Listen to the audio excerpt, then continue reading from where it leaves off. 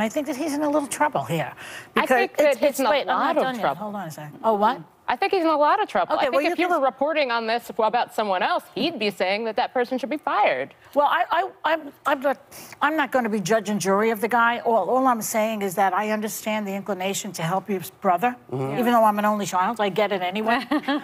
But you don't use your position in the media to help him. I mean, he said, I have a lead on the wedding girl when he called, you know, Andrew's aide. And I think that is like, let's find out some dirt on your accuser. That's right out of, you know, some kind of defense attorney who's trying to defend somebody who committed a crime against the accuser.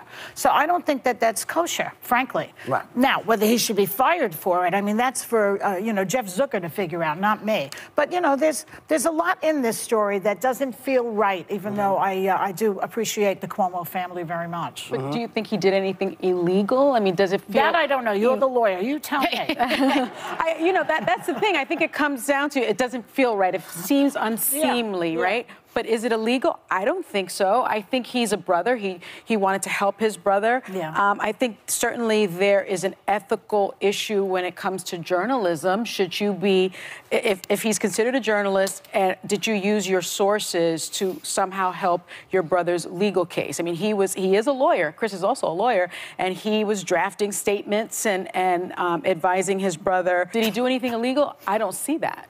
And so what do you do when your brother is in trouble?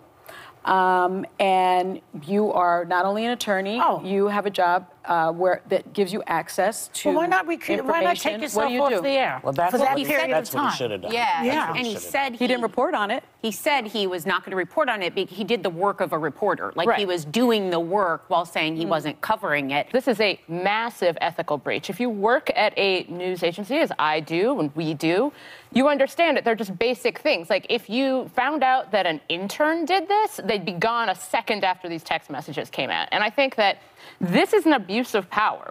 This took place, the only reason that Chris Cuomo was able to do any of this, he was able to get sources on some of the accusers. Think about what you see in these text messages, how it's not just Chris Cuomo, to be clear, and I think it's really worth taking a look at what Letitia James released. You're seeing people talking about these accusers like they're just nuisances. One person says, can we just fire all the women from the governor's mansion? And just the ways in which power took precedence over doing what's right. But don't confuse the governor's mansion with Chris Cuomo. Come on, let's at but least be clear. He was helping. And I know that they're brothers, but at a certain point, you're a person with a responsibility to your viewers. Viewers who may not understand, as we've discussed, the difference between opinion journalism and straight news. And I think but if he's not reporting on it, how does that infringe on his job? But he's still using, as she said, using what he gained through reporting, trying to find sources, trying to talk to people about it. It wasn't through reporting because he wasn't pretending he was doing this for reporting.